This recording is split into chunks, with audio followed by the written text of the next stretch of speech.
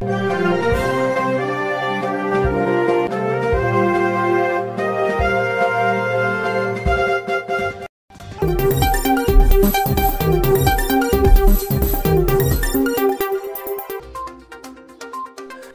आगारात मध्य प्रदेश बसच्या गोंधळ, कर्मचाऱ्यांशी वाद, कारवाईऐवजी चालकाला सोडले।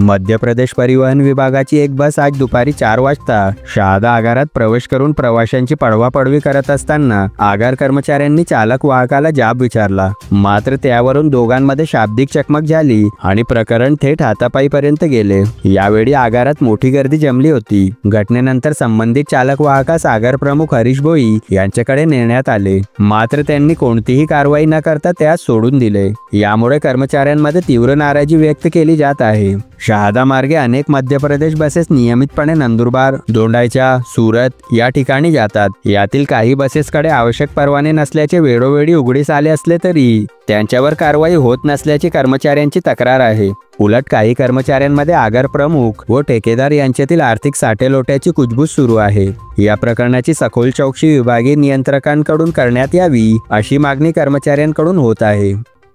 Bureau report, NDT news.